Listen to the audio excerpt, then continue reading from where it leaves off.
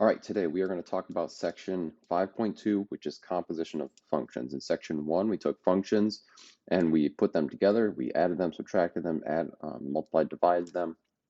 In this one, in this section, we are going to take a function and put it inside of another function, and vice versa. Sometimes we'll even take a function and put it inside of itself. So let's go ahead and get started. We'll talk about some notation here. When two functions are composed, one function is placed inside of another function.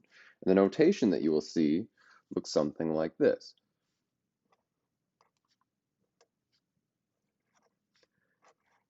It's read as f of g. Now, this is not necessarily a little o.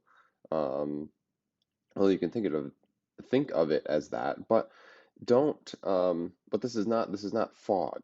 Okay. This is supposed to be an o that is smaller than your average o. It's supposed to be again read as f of g of x. And what this means is you're going to take g and put it inside of the function f. Now, the way that I read this, or the way that I rewrite these so that I remember what goes inside of what, is I start with f.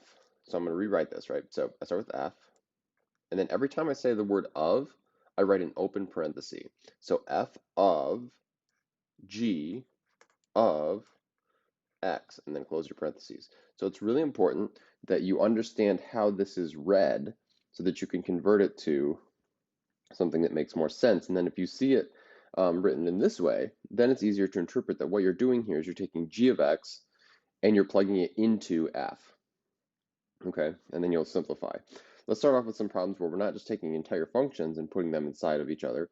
We're going to take actual numbers, actual values. Okay, so this first one, we're given f of x, we're given g of x, and we want to find f of g of negative 2. So I'm going to immediately rewrite this as f of g of negative 2.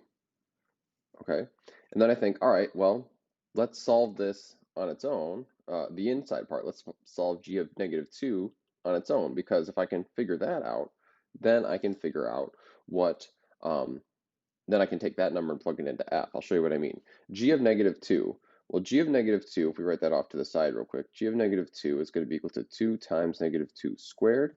That's going to be equal to 8. So what this is equivalent to is f of 8. Okay, well, what's f of 8? Well, I'm going to take 8 and plug it in for x here. 3 times 8 is 24, minus 8 is 16. So 24 minus 8, and I get 16. So that's my answer. Okay, you should try the next one, see how it goes, then play the video and see if you get it right. Okay, so g of f of 5, excuse me. I'm going to rewrite this as g of f of 5. Note that it doesn't matter that f comes after g. You still just rewrite it the same way. You read it in order. All right, so f of 5 is 3 times 5 minus 8. So that's 15 minus 8, so that's 7. So I get g of 7. Then what's g of 7? Well, I'm going to take 7, plug it in for x there. So I will get this, 2 times 7 squared. So that's going to be 2 times 49. 2 times 50 is 100, minus 2, so 98.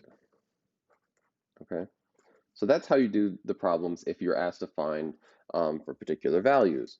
Let's go over here and see how we approach it if we have actual entire functions that we're plugging inside of each other. So we've got, again, same functions, f and g. What if we want to find f of g of x? Well, again, rewrite this as f of g of x.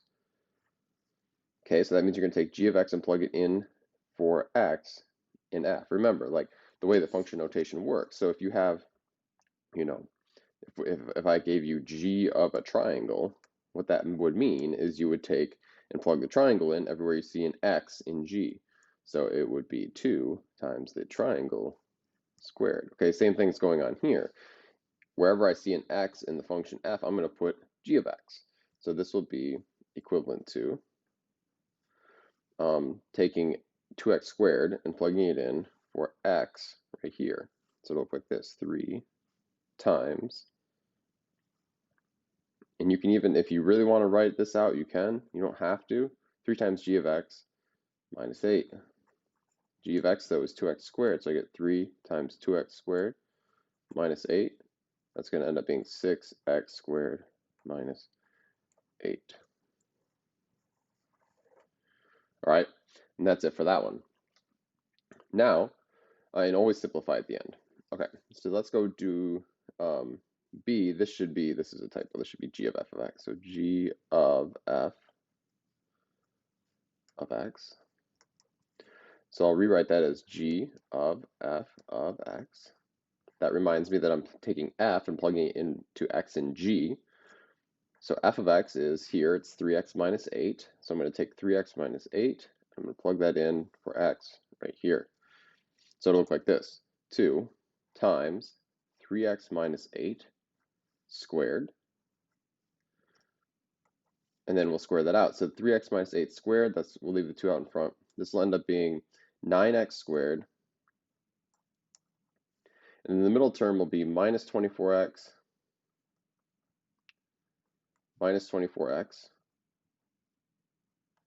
and then plus 64. You can FOIL that out if you want to check me. I'm pretty sure that's right. Okay, so I get 2 times 9x squared minus 48x plus 64. And then just distribute the 2 here. So I get 18x squared minus, this would be 96x plus 64, that'd be 128.